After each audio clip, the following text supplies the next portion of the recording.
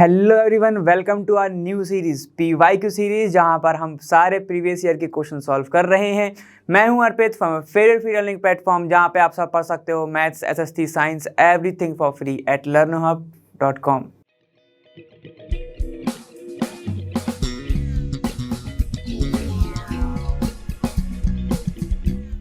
तो हम 2019 का पूरे के पूरे सेट सॉल्व कर चुके हैं। अब हम 2020 पर आ गए हैं।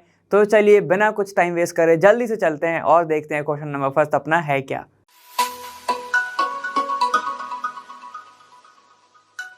देखो, अब यहाँ पर आपका जो नेक्स्ट क्वेश्चन है, फर्स्ट क्वेश्चन सेट नंबर 3 का, यहाँ पर ये है कि how covalent bond are form.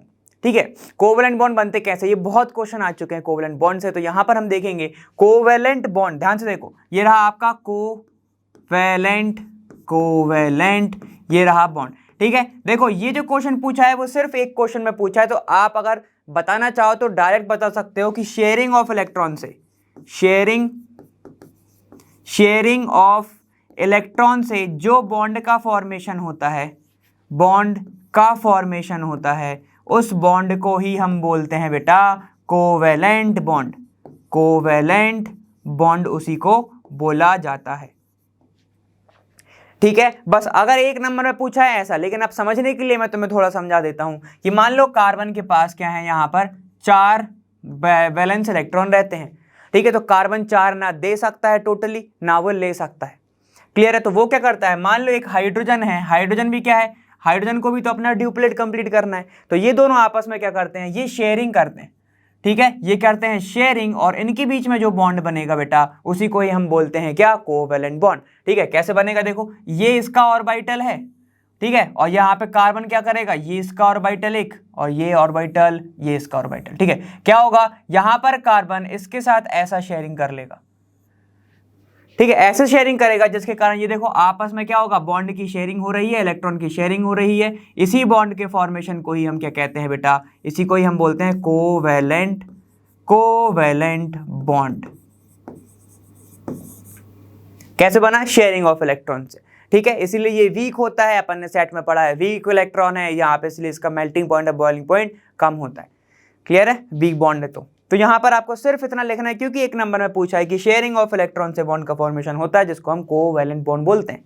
Clear है, आगे चलेंगे। तो देखो क्वेश्चन नंबर 9 हमारा क्या बोल रहा है, ये बोल रहा है कि several factories were pouring their wastage in river A and B। मतलब कुछ फैक्ट्रीज हैं जो रिवर A और रिवर B में क्या कर रहे हैं, अपने जो वेस्ट है उसको डंप कर रही है या फिर छोड़ रही है।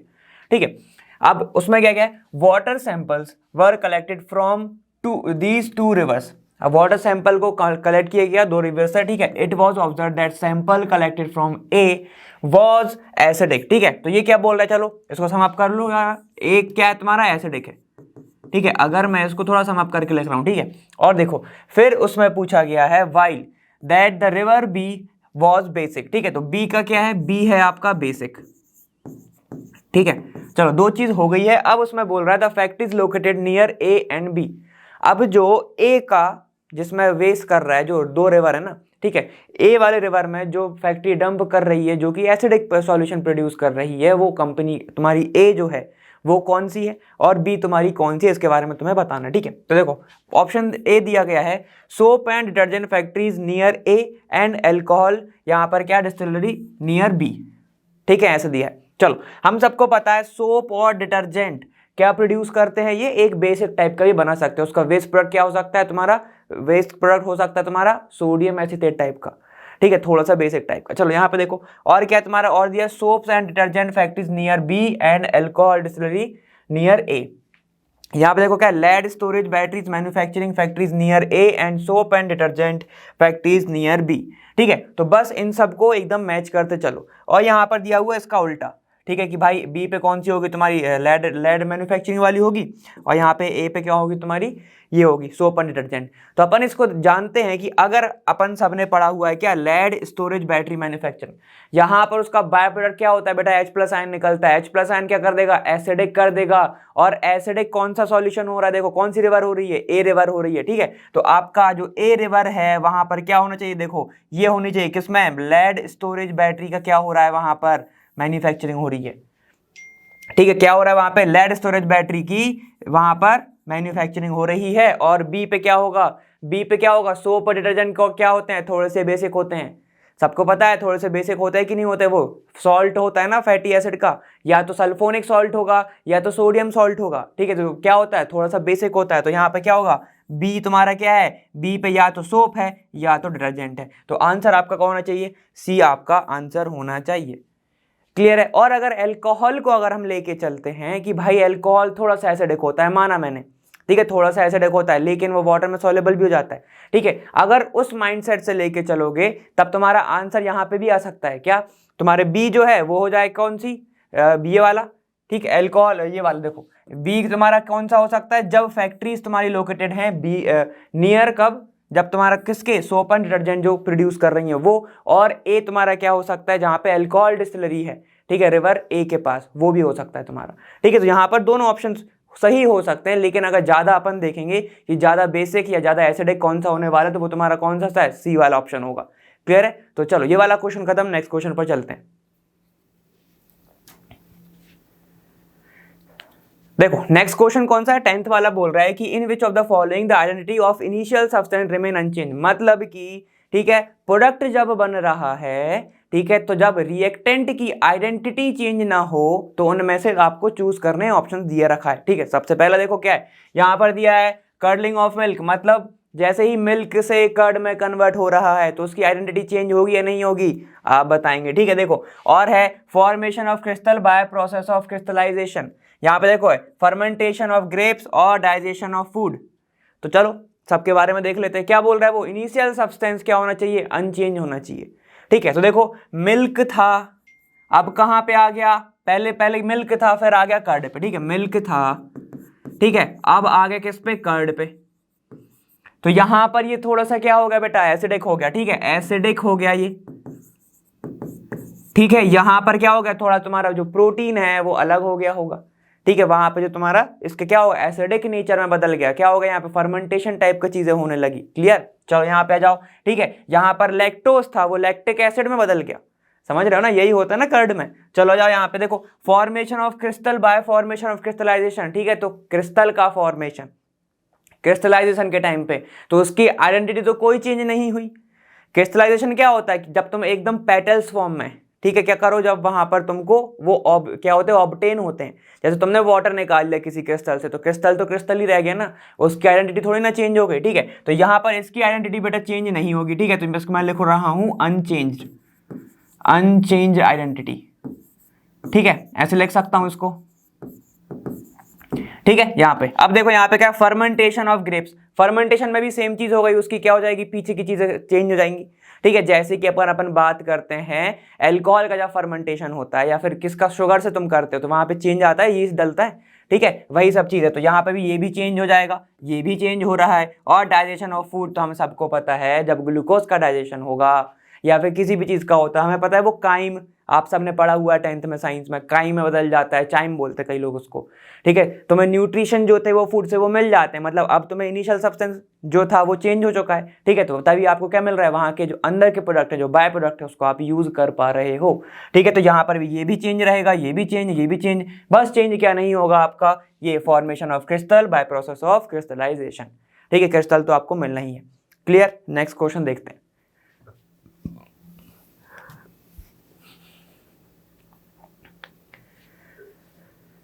चलो नेक्स्ट क्वेश्चन पर आ चुके हैं हम, कर रहे हैं 11th क्वेश्चन, बोल रहा है एन एक्वा सॉल्यूशन ए टर्न्स फेनोल्फथालीन सॉल्यूशन पिंक, ठीक है। यहां पर क्या हो रहा है, देखो एक एक्वा सॉल्यूशन है जो फेनोल्फथालीन सॉल्यूशन को पिंक कलर में बदल रहा है, ठीक है। फेनोल्फथालीन क्या होता है बेटा, एसिड बेस इंडिकेटर होता है, ये याद रखना, एसिड बेस इंडिकेटर होता है, ठीक है। चलो अब देखो, on addition of an aqua solution B to A the pink colour disappear, the following statement is true for solution A and B.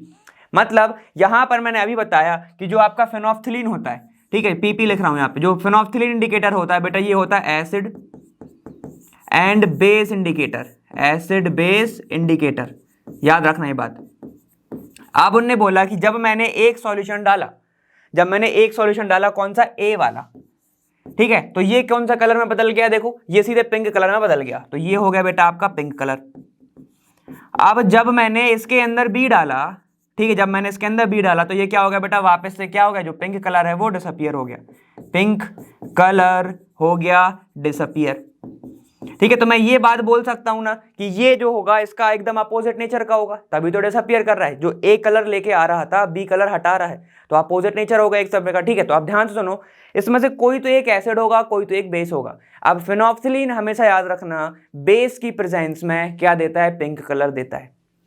ठीक है, तो ए आपका कौन सा होना चाहिए, बेसिक होना चाहिए सॉल्यूशन। ठीक है, ये होगा आपका थोड़ा सा बेसिक। ठीक है, और जो बी आ रहा है जो इसको क्या कर रहा है, डिसअपियर कर रहा है उसका कलर, ये क्या होगा आपका, एसिडिक होगा। ये क्या होगा आपका, एसिडिक होगा। लेकिन एक बात हमेशा याद रखना, फेनोल्फथलीन जो इंडिकेटर है वो कभी भी रेंज नहीं बताता कि भाई अब पीएच रेंज इसकी 8 है, इसकी 9 है, इसकी 2 है, ये कभी भी नहीं बताता ऐसा।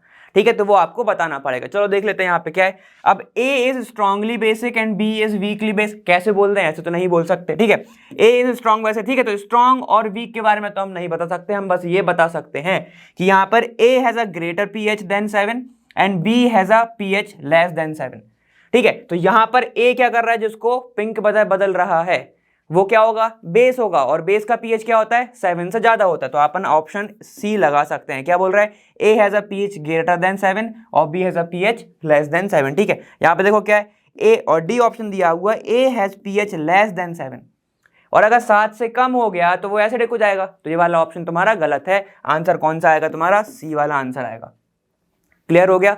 एक बार और इसको साफ करके सुन लो कि फेनोल्फथलीन जो है एसिड बेस इंडिकेटर है, बेस में डालोगे तो पिंक कलर देगा।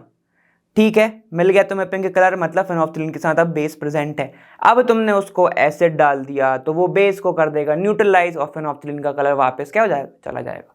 क्लियर है, तो यही बात मैंने बताया। यहाँ पे स्ट्रॉन्ग और वीक के बारे में तो हम नहीं बता सकते, लेकिन ये बस बता सकते हैं कि पीएच पे क्या फर्क पड़ेगा, कि इतना कम होगा इतना ज्यादा होगा। क्लियर, तो ये था आपका 11th क्वेश्चन। नेक्स्ट क्वेश्चन पे चलते हैं। 13th क्वेश्चन के बारे में डिस्कस करेंगे हम यहाँ पे, कि असर्शन और रीजन वाला क्वेश्चन है। ये क्या बोल रहा है, following are the member of homologous series. Homologous series ये है, पूरे मेंबर बता रहा है ये। ठीक है, चलो अब आगे देखो, यहाँ पर दिया है reason, a series of compounds with same functional group but differ by CH2 unit is called homologous series. तो डेफिनेशन तो एकदम सही है, क्योंकि अपन बहुत बार पढ़ चुके हैं। होमोलॉगस सीरीज क्या होता है कि फंक्शनल ग्रुप तो सेम हो, फंक्शनल ग्रुप तो सेम हो, लेकिन उसकी एक यूनिट बदल जाए। यूनिट बदल जाए मतलब CH2 की जो यूनिट है वो बढ़ जाए या कम हो जाए। ठीक है, वहीं पे सिर्फ डिफरेंस आता है। ठीक, और भी तरीके हैं इसको एक और डिफाइन करने की, कि फंक्शनल ग्रुप तो सेम हो लेकिन उसका जो मॉलिक्यूलर मास है वो 14 ग्राम बढ़ जाए। 14 ग्राम क्या होगा, देखो इसका 12 और हाइड्रोजन का 2, तो कितना हो जाएगा, 14 हो जाएगा। ठीक है, बस इतना बदल जाए। ठीक है, तो ये होता है आपका होमोलॉगस सीरीज, मतलब रीजन तो सही है। चलो अपन देख लेते हैं असर्शन। ठीक है, यहाँ पर देखो क्या हो रहा है, सबसे पहले लिखा हुआ है मेथेनॉल CH3OH, फिर है CH3CH2 CH3CH2OH। ठीक है, फिर है आपका फिर से OH लिखा हुआ है, देखो ये OH यहाँ पर कितनी बार जुड़ा है, अब CH3 CH2 और ये CH2OH ऐसे। ठीक है, तो हम ये देख सकते हैं कि यहाँ पर फंक्शनल ग्रुप जो है वो तो अल्कोहल ही है। ये क्या है आपका, देखो अल्कोहल ही है, बस डिफरेंट किस में आ रहा है, देखो यहाँ पर एक CH2 था, यहाँ पर 2 CH2 है। मतलब ये इसकी जो कंडीशन है वो इसको क्या कर रहा है, एकदम सही है, मान रहा है उसको, कंडीशन को एक्सेप्ट कर रहा है। ठीक है, तो मतलब क्या हो जाएगा, ये तुम्हारा दोनों के दोनों सही है। आंसर क्या होने वाला है, बोथ वाला आंसर ढूंढो। यहाँ पे देखो बोथ वाले 2 ऑप्शन है, C और D को पहले ही काट दो। देखो तो क्या है, both A and R are true, R is a correct explanation of assertion. ठीक है, तो यहाँ पर क्या होगा, A वाला आपका आंसर हो जाएगा। क्लियर है, इतने इजी क्वेश्चन आए थे यार, कर ही लोगे। चलो अब अपन आगे चलते हैं। देखो 14th क्वेश्चन यहाँ पर क्या बोल रहा है, alloys are commonly use in electrical heating devices like electric iron and heater. ठीक है, चलो यहाँ पे ये सो ठीक है, सही बोल रही। इसके बाद आओ, resistivity of an alloy is generally higher than that of constituent metal but the alloys have low melting points than their constituent metals। ठीक है, तो alloy तो हम इसलिए बनाते हैं ना कि उसका melting point बढ़ जाए। ऐसा थोड़ी कि तुमने किसी का alloy बनाया, जैसे ब्रोंज बनाया, ठीक है, तो वो क्या होगा, जैसे तुमने उसको हीट ट्रांसफर करी, कंडक्टिविटी ट्रांसफर की, वो पिघल के नीचे गिर जाए, इसलिए बनाते हैं हम। हम क्यों बनाते हैं, कि उसकी भैया मेल्टिंग पॉइंट बढ़ जाए, उसकी कंडक्टिविटी बढ़ जाए, इसीलिए तो हम बनाते हैं। ठीक है, तो यहाँ पर देखो अलॉयज का यूज बिल्कुल होता है, इलेक्ट्रिक आयरन में भी होता है, हीटर्स में भी होता है, होता है, ये मैं मानता हूँ, ठीक है। लेकिन मैं ये नहीं कहूँगा कि अलॉयज क्या कर रहे हैं, अपनी रेजिस्टिविटी को कम कर देते हैं, जिसके कारण कंडक्टिविटी भी कम हो जाएगी। अलॉयज किससे बनते हैं? दो मेटल से। दो मेटल की प्रॉपर्टी क्या होती है? कंडक्टिविटी होती है, कंडक्टर होते हैं एक दूसरे के। तो जब भैया दो चीज़ से मिलके बन रहा है और वो दोनों चीज़ कंडक्टर हैं, तो जो अलॉय बनेगा, जो उसका प्रोडक्ट बनेगा, वो भी तो कंडक्टर ही होगा ना, ठीक है। तो इसलिए आपका जो आर है ये गलत है और ए आपका सही है, ठीक है। तो यहाँ पर मैं बोलूंगा A is true but R is false, ठीक है। तो आंसर आएगा आपका सी वाला, ठीक है। क्लियर हो गए यहाँ पे? तो ये आपकी चीजें होंगी, ठीक। सीधे सीधे आपको ऐसे बताना है और यहाँ पे एक्सप्लेनेशन पे मत जाना। कैसे कि भैया आर जो है करेक्ट एक्सप्लेनेशन नहीं है, क्यों? सही स्टेटमेंट ही सही नहीं है उसका, तो इनकरेक्ट लिखेंगे हम, है ना।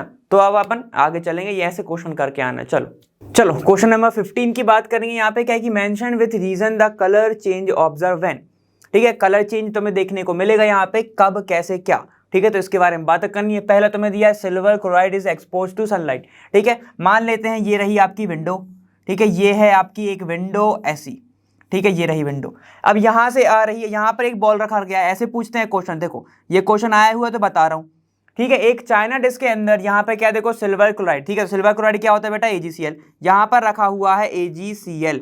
यहाँ से आ रही है आपकी क्या? सनलाइट। ये आ रही है आपकी सनलाइट, ठीक है। मान लो यहाँ तक सनलाइट पड़ रही है, ठीक है। सनलाइट आएगी तो यहाँ पर क्या होता है, ध्यान से देखेंगे, ये विंडो से सनलाइट आ रही है तो यहाँ पर क्या होगा, ये जो AgCl रखा हुआ है ना, ठीक है, इसको क्या देखने को मिल रहा है? सनलाइट। सनलाइट देखने को मिल रहा है। तो वो क्या पूछता है यहाँ पे? एक क्वेश्चन तो ये तरीका हो गया, एक और मैं बताता हूँ अभी, ठीक है। जैसे ये टूटेगा, कैसे टूट जाता है बेटा? ये 2Ag प्लस Cl2 गैस जो है वो निकल जाएगा, ठीक है। तो इसको बैलेंस कर लो, तो 2 यहाँ पे लगा दो, ये बैलेंस हो जाएगा। तो ये अभी मान लो व्हाइट कलर का पाउडर था, ये अब क्या हो जाएगा? ग्रे कलर का पाउडर हो जाएगा। सिल्वर ग्रे होता है, ठीक है। तो यहाँ पर हम बात कर लेते हैं, ये अगर व्हाइट है, ये अगर व्हाइट है तो यहाँ पर ये क्या हो जाएगा तुम्हारा? ग्रे कलर हो जाएगा। ग्रे सिल्वर कलर ही हो जाएगा ना उसका, सिल्वर ही तो है, सिल्वर कलर हो जाएगा उसका, ठीक है। तो इसी रिएक्शन का नाम एक और होता है जिसको अपन बोलते हैं बेटा फोटोलाइसिस। फोटोलाइसिस, ठीक है, या फिर फोटोलाइटिक डिकम्पोजिशन रिएक्शन जैसे लिखना हो, ठीक है। तो ये होता है बेटा इसका एक आंसर, ठीक है। तो ये हो गया आपका ए वाला। अब उसमें वो बी के पूछ रहा है, बी में तुमसे सेकंड वाला पूछ रहा है, ठीक है। ये हो गया पहला। सेकंड पूछ रहा है तुमसे copper powder is strongly heated in the presence of oxygen, ठीक है। तो कैसे लिखेंगे इसको? ऐसा देखो, कॉपर का जो पाउडर है, ठीक है, ये रहा कॉपर का पाउडर। अब यहां पर ये किसकी प्रेजेंस में हीट हो रहा है, ठीक है, ये हो रहा है heat in the presence of oxygen, in the presence of oxygen. तो अब यहां पे ये टूट जाता है बेटा CuO के अंदर, ठीक है। कॉपर 2 ऑक्साइड के अंदर टूट जाता है। इसको मैं लिखूंगा ऐसा, कॉपर 2 ऑक्साइड, क्लियर है, ठीक है। तो यहां पर ये कॉपर जो है अभी मान लो शाइन कलर का, शाइन कर रहा है, अब ये शाइन नहीं करता, शाइनीनेस अपनी छोड़ देता है और एक ब्राउन से कलर के, ब्लैक से कलर के में मेटल में वो बदल जाता है, ठीक है। तो ये क्वेश्चन आया हुआ है, पहले भी अपन ने करा हुआ है कि जब ब्लैक जो बन गया है, जो ब्लैक कोटिंग हो गई है, उसको कैसे हटाओगे? तो हाइड्रोजन गैस पास कर देते हैं, तो वहां से क्या H2 निकल जाता है, क्लियर है, ठीक है। तो मैंने और क्वेश्चन भी बता दिए, ठीक। अब यहाँ पर थर्ड जो है वो क्या पूछ रहा है, ध्यान से देखेंगे। थर्ड पूछ रहा है a piece of zinc is dropped in a copper sulphate solution, ठीक है। चलो देख लेते हैं, ठीक है। तो कैसे देखेंगे इसको? देखो यहाँ पर ऐसा, ठीक है, ये मैंने ऐसे बना दिया। मान लो ये है आपका एक सॉल्यूशन, ठीक है, ये रहा आपका ऐसा सॉल्यूशन, ठीक। इस सॉल्यूशन के अंदर अभी रखा हुआ है CuSO4, ठीक है, CuSO4 जिसको अपन कॉपर सल्फेट बोलते हैं, ठीक है, कॉपर सल्फेट बोल रहे हैं। अब इसने क्या किया, यहाँ पे पीसेस डाल दिए, ठीक है। यहाँ पर ये जो है ये पीसेस हैं किसके? जिंक के पीसेस डाल दिए। तो अब यहाँ पर देखेंगे, यहाँ पे चीजें क्या होने वाली है, CuSO4 प्लस जिंक। यहाँ पर क्योंकि जिंक क्या है, ज्यादा रिएक्टिव है, तो ये कॉपर को भगा देता है, ZnSO4 बनाएगा और साथ ही साथ कॉपर अकेला हो जाएगा, ठीक है। इस रिएक्शन का नाम क्या होता है? इसी को बोलते हैं डिस्प्लेसमेंट रिएक्शन,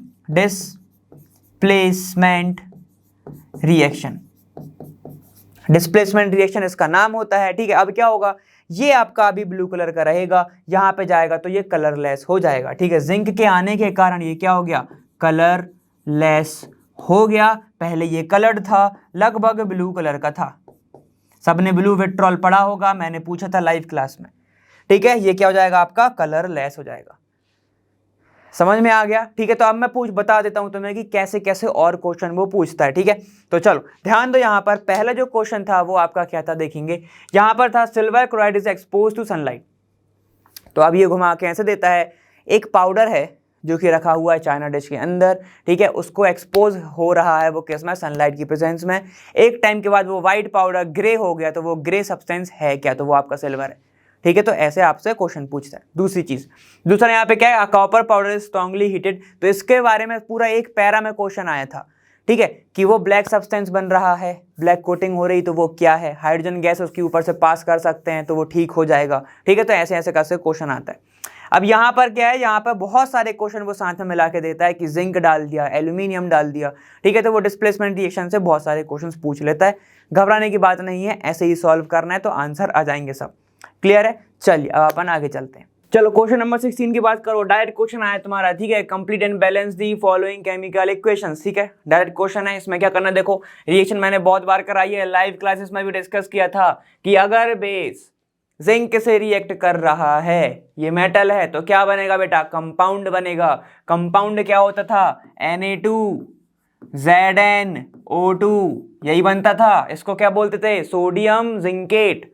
सोडियम जिंकेट बोलते थे इसको। ठीक है, चलो आगे आ जाओ। यहाँ पे क्या है, अब देखो मैंने एक बात और बताई थी कि अगर कैल्शियम कार्बोनेट है और एक्सिस में अगर ली गया है तुम्हारा वाटर और सी, पूरा का पूरा तुम्हें ये दिख रहा है, तो क्या बनाओगे यहाँ पे, bicarbonate CaHCO3 whole twice, direct जोड़ दो, क्या दिक्कत है। ठीक है, चलो आ जाओ यहाँ पे। अब देखो HCl और H2O, अगर तुम एसिड को वाटर में डालोगे तो क्या बनेगा, H+O3, ऐसे बनेगा। या मैंने उल्टा लिखा है, बिल्कुल उल्टा लिखा है। देखो ये क्या बनेगा तुम्हारा, ऐसे H, ठीक है, O ऐसे बनेगा। H2O होता है तो ये क्या हो जाएगा, H3O+ और क्लोरीन आयन बाहर, ऐसे। ठीक है, तो ऐसे आपकी रिएक्शन होनी है। ओवरऑल लिख देता हूं मैं। चलो यहाँ पे देखेंगे क्या कि NaOH जैसे ही रिएक्ट करेगा जिंक के साथ, क्या बनाएगा, सोडियम जिंकेट Na2ZnO2। ठीक है, सोडियम जिंकेट बोलते हैं इसको। यहाँ पे आ जाओ, अब क्या है, CaCO3, कैल्शियम कार्बोनेट, वाटर और CO2। और अगर वाटर को CO2 को साथ में लिखना है तो मैं लिख सकता हूं कार्बोनिक एसिड। ठीक है, तो पता होना चाहिए सब। चलो यहाँ पे देखो क्या बनाएगा ये, CaHCO3 whole twice. Sir whole twice HCO3 कैसे आया बेटा, कार्बोनिक एसिड क्या देता है, H+ और HCO3-, जोड़ दो पूरा का पूरा, और H+ अगर निकल जाएगा तो वाटर निकाल देना वहां से।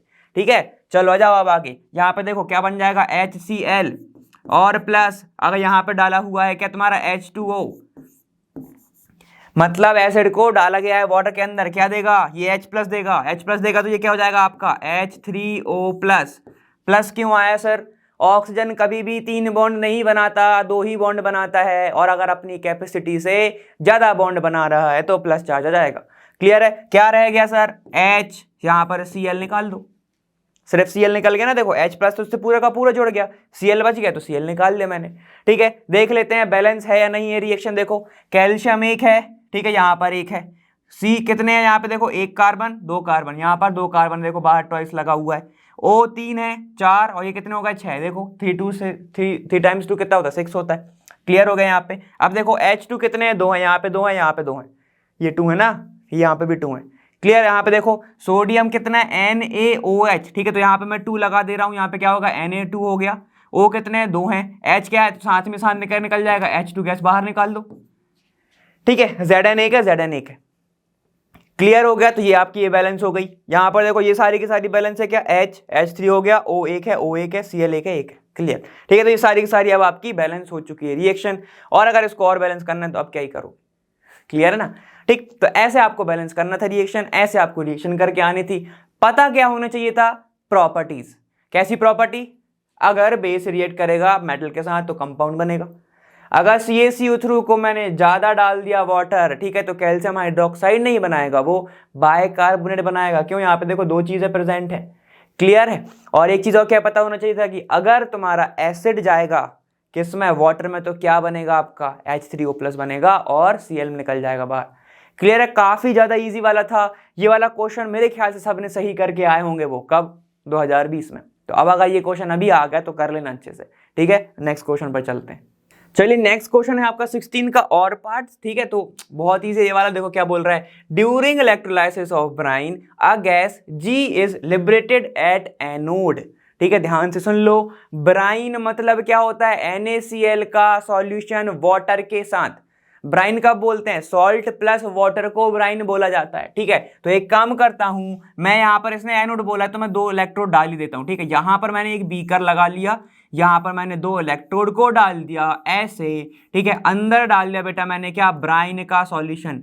ब्राइन मतलब क्या होता है सर, NaCl प्लस वाटर के सॉल्यूशन को साथ में ब्राइन सॉल्यूशन बोलते हैं, ब्राइन सॉल्यूशन बोला जाता है। ध्यान रखना ये बात, ठीक है। अब उनने बोला है कि भैया क्या हो रहा है, इलेक्ट्रोलाइसिस मतलब इलेक्ट्रिसिटी कंडक्ट हो रही होगी कहीं ना कहीं से, ठीक है। उनने बोला है व्हेन गैस, यहां पे क्या हो रहा है कि एनोड पर एक गैस निकल रही है, तो ध्यान दो कौन सी गैस निकलेगी। मैंने तुम्हें बहुत अच्छे से बताया है लाइव क्लास में कि माइग्रेशन ऑफ आयन क्लोरीन का पहले होता है, OH माइनस से पहले क्लोरीन गैस का माइग्रेशन होता है, क्योंकि एनोड होता है पॉजिटिव, ठीक है। तो यहां पर क्या होगा उसका बताओ, यहां पर ऐसा होगा, देखो क्लोरीन आएगा यहां पे Cl, ठीक है, अपना इलेक्ट्रॉन लूज करेगा और Cl2 गैस ऐसे निकाल देगा एनोड पे, ठीक है। तो एनोड पर कौन सी गैस बन रही है, Cl2 बन रही है, क्लियर है। तो फिर कैथोड पे कौन सी बनेगी,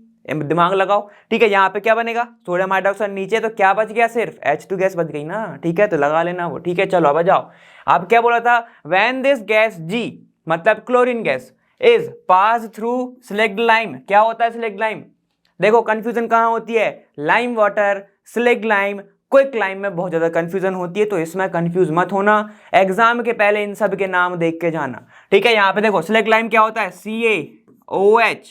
CaOH होल ट्वाइस, ठीक है, ये होता है। A compound C is formed, वापस से देखेंगे अपन पूरा क्वेश्चन कि इलेक्ट्रोलाइसिस कर रहा है मैं ब्राइन सॉल्यूशन का, मैंने क्या किया, G गैस यहाँ पे क्या निकल रही है, एनोड पे निकल रही है, चलो निकल गई, हमने देख लिया क्लोरीन है वो। उसके बाद वो बोल रहा है उस G गैस को मैंने पास किया कैल्शियम हाइड्रोक्साइड से, तो उसने बनाया कंपाउंड C। अब क्या है कंपाउंड C, तो इसके बारे में डिस्कस करेंगे। आ जाओ, यहाँ पे क्या है देखो, CaOH होल ट्वाइस, यही है। अब इसको अगर मैं क्या करूंगा, Cl2 गैस पास करूंगा। अब जल्दी से याद कर लो, ये Cl2 गैस कहां से आती है, कौन सी प्रोसेस होती है, क्लोर अल्कली प्रोसेस। क्लोर अल्कली प्रोसेस से जो एक गैस निकल रही है बाय प्रोडक्ट Cl, उसको एक चीज बनाने में यूज होती है, वो कौन सी होती है, कैल्शियम ऑक्सीक्लोराइड मतलब ब्लीचिंग पाउडर, ठीक है। तो आ जाओ क्या बनेगा, देखो CaOCl2 ऐसे निकल जाएगा, बन गया, क्लियर है। तो यहां पे आपको क्या देखने को मिलेगा बेटा, आपको यहां पर आपको मिलेगा bleaching powder, bleaching powder, clear है। नाम क्या होता है इसका, कैल्शियम, दिख रहा है कैल्शियम, ये ऑक्सीजन को मैं लिख सकता हूं ऑक्सी, ठीक है। ये क्या है, क्लोराइड, कैल्शियम ऑक्सीक्लोराइड, ठीक है। ये क्या होता है आपका, ब्लीचिंग पाउडर का नाम होता है, ठीक है। तो चलो यहाँ पे क्या क्या पूछा है, right the formula of G and Cl। अब G का क्या ही फॉर्मूला लिखोगे, क्लोरीन में Cl2 लिख के जाना बस, ठीक है। तो G आपका है बेटा Cl2, क्लोरीन आपका मतलब C क्या है आपका, CaOCl2 ब्लीचिंग पाउडर, क्लियर। आ जाओ, state the chemical equation involve, ठीक है। तो सारी की सारी केमिकल इक्वेशन अपन ने ये लिखी हुई है। यहाँ पे क्या होगा, Na जो है अपना एक इलेक्ट्रॉन लेगा, मेटल बनाएगा, यहाँ पे क्या हो जाएगा, फिर सीधे क्लोरीन जो है ऑक्सीडाइज होके अपने एक मॉलिक्यूल तो निकलेगा नहीं, एक आयन थोड़ी क्लोरीन का निकलेगा, ऐसे निकलेंगे ना, Cl माइनस, ये आपस में ही कंबाइन होकर Cl2 बना लेंगे और 2 इलेक्ट्रॉन छोड़ देंगे, क्लियर है, ऐसे होगा। अब आगे तो क्या बोल रहा है, what is the common name of compound C, common name क्या है, ब्लीचिंग पाउडर, ठीक है। Give its chemical name, chemical name क्या है, कैल्शियम ऑक्सीक्लोराइड, पूरा क्लियर। देखो मैंने तभी तुमको बताया था जब मैं करा रहा था कि बहुत सारे क्वेश्चंस ऐसे आएंगे डायरेक्ट वाले कि नेम बता दो, प्रिपरेशन बता दो, बस वो घुमा कहां पे देता है, क्वेश्चन में घुमा देगा। पूछने का तरीका उसका वही है, वो 10 ईयर से 5 साल से वो एक ही क्वेश्चन पूछ रहा है, बस क्वेश्चन घुमा के दे रहा है, ठीक है। मतलब उसका कॉन्सेप्ट एक ही चल रहा है, ठीक। चलें अपन आगे चलेंगे, चलो नेक्स्ट क्वेश्चन के बारे में डिस्कस करेंगे। 25 क्वेश्चन, 5 नंबर में ये क्वेश्चन पूछा गया था, ठीक है। हर पार्ट इसका क्या होगा, 1 नंबर का होगा, बहुत ईजी क्वेश्चन है। देखो क्या है यहाँ पर है, right balance chemical equation two explain what happens when, ठीक है, ये बताना है, मतलब केमिकल बैलेंस इक्वेशन लिखनी है तो मैं mercuric oxide is heated, mercuric मतलब Hg रिएक्ट क्या हो रहा है, हीट हो रहा है, ठीक है, Hg को हीट करा रहा है। मर्क्यूरिक ऑक्साइड मतलब क्या होगा, देखो यहाँ पे मैं लिख रहा हूं HgO, Hg2O आएगा या Hg आएगा, ठीक है, इसको मैं क्या करूंगा, हीट करूंगा, क्या बनाएगा ये Hg और यहाँ बनाएगा O2, ठीक है, बैलेंस कर लेंगे इसको, यहां पर मैं 2 लगा दूंगा, यहाँ 2Hg बन जाएगा। क्लियर, ये हो गई आपकी बैलेंस। चलो आगे जाइए, फिर क्या है तुम्हारा, mixture of cuprous oxide and cuprous sulphide, ठीक है, कैसे देखेगा, देखो क्यूप्रस, क्यूप्रस मतलब कॉपर, ठीक है, तो देखो मतलब उसकी वैलेंसी हर जगह एक ही एक है, देखो ये रहा क्यूप्रस, एक वैलेंसी, यहाँ पे एक वैलेंसी, ठीक है, ऑक्साइड लिखा है तो मतलब क्या हो जाएगा, ये Cu2O प्लस Cu2S हो जाएगा। सल्फाइड क्या होता है, S2 माइनस, सल्फाइड लिखा है ध्यान रखना, S2 माइनस है ये, सल्फेट सल्फाइड नहीं है, सल्फाइड है, IDE वाला है, ठीक है, तो ये तुम्हारा ऐसे होगा। अब इसकी रिएक्शन होगी तो क्या बनेगा, देखो प्योर मेटल निकल जाएगा, इसको मैं बोल सकता हूँ कि यहाँ पे इसका क्या हो रहा है, मेटल के साथ रिडक्शन हो रहा है, ये क्या करेगा, ऑक्सीजन निकाल देगा बाहर, क्या बनाएगा, देखो जहां पे आपका बनने वाला है copper pure plus SO2 gas निकल जाएगी। बैलेंस करेंगे इसको जरा, SO2 इधर तो मैं यहाँ पे 2 लगा रहा हूं, ठीक है, तो ये क्या होगा, देखो S तो एक ही है, S एक है, ठीक है, यहाँ पे कॉपर कितने होगा 4 और ये 2 6, तो यहाँ पे मैं लगा रहा हूँ 6, ठीक है, 6 कॉपर मैंने यहाँ पर लगा दिए। क्लियर, चलो आगे जाओ, फिर क्या है, aluminium is reacted with magnesium dioxide, manganese dioxide, ठीक है, तो क्या होगा MnO2, ठीक है, प्लस एल्यूमिनियम क्या होता है तुम्हारा, एल्यूमिनियम Al होगा, ठीक, इसकी रिएक्शन करा दो, क्या बनेगा, देखो एल्यूमिनियम का ऑक्साइड बना देगा ये Al2O3 प्लस Mn बना देगा, साथ ही साथ आपकी हीट वगैरह निकलेगी, निकलेगी कि नहीं निकलेगी, इसमें नहीं निकलती, Fe होता तो निकल जाती। क्लियर है, चलो बैलेंस करो इसको, ऑक्सीजन 3 है इधर 2 है, ठीक है, ऑक्सीजन 3 है इधर 2 है, तो यहां पर 2 लगा दूंगा, एल्यूमिनियम 2 हो गए, ऑक्सीजन को बैलेंस करूंगा तो यहां पे मैं क्या करता हूं, यहां पे मैं 3 लगा देता हूं। क्लियर है, यहां पे मैंने 3 लगा दी, साथ ही साथ क्या निकल जाएगा, देखो मैग्नीज कितने होगा, 3 होगा, तो 3 मैग्नीज मैंने इधर लगा दिया। क्लियर है, ये बैलेंस है, नहीं है तो क्या करना पड़ेगा, देखो ये 6 हो गए, यहाँ पर क्या एल्यूमिनियम मैग्नीज भी 3 होगा, ये 3 होगा, ये 6 है, मगर यहाँ पे कितना है 3 है, तो यहाँ पर 2 लगा दूं, एल्यूमिनियम 4 होगा, यहाँ पे 4 लगा दूं, ठीक है, ये हो गया बैलेंस, तो यहाँ पे हो जाएगा 3MnO2 4Al, ठीक है, और फिर 2Al2 और मैग्नीशियम बना दिया। क्लियर, आ जाओ, ये हो गया, ये हो गया, ये हो गया, अब बचा क्या तुम्हारा फेरिक ऑक्साइड, फेरिक है, याद रखना फेरिक है मतलब 3 है, ठीक है, मतलब देखो क्या हो जाएगा, फेरिक मतलब Fe3+ होता है, ऑक्साइड मतलब क्या होगा, ऑक्सीजन ही होगा, ठीक है, फेरिक ऑक्साइड कैसा दिखेगा, Fe3O2 ऐसा दिखेगा क्या, देखो अभी फेरस कितना है, ये फेरस है कि फेरिक है, ये है आपका फेरस, ठीक है, तो कैसा देखना चाहिए, ये देखना चाहिए Fe2O3, Fe2O3 ये होगा आपका फेरिक। क्लियर हो गया, is reduce with aluminium, aluminium के साथ इसकी रिएक्शन करानी है, ठीक है, तो क्या बनेगा, इसको अच्छे से लिख लेते हैं, देखो क्या बनेगा, ये Fe तुम्हारा कितना 2O3, एल्यूमिनियम के साथ करोगे तो पास पे बना देगा Al2O3 प्लस Fe निकल जाएगा, ठीक है, साथ ही साथ हीट निकलती है, इसको थर्माइट प्रोसेस बोला जाता है, ठीक है। अब इसको बैलेंस कर लो, एल्यूमिनियम 2 है, यहाँ 1 है, ऑक्सीजन 3 है, यहाँ 3 है, ठीक है, तो यहाँ पर 2 लगा दूंगा, यहाँ पे बैलेंस हो गया। आयरन कितने हैं, 2 हैं, यहाँ पे 2 हैं, 2 लगा दिया, ठीक है, ये आपका बैलेंस हो गया। क्लियर, साथ ही साथ इस टेस्ट में हीट भी निकलती है, बेल्डिंग वगैरह में जब रेलवे ट्रैक को आपको जोड़ना रहता है तो यही प्रोसेस का यूज करा जाता है। क्या होता है, इतनी ज्यादा हीट निकलती है वो इसको भी पिघला देता है, आयरन को।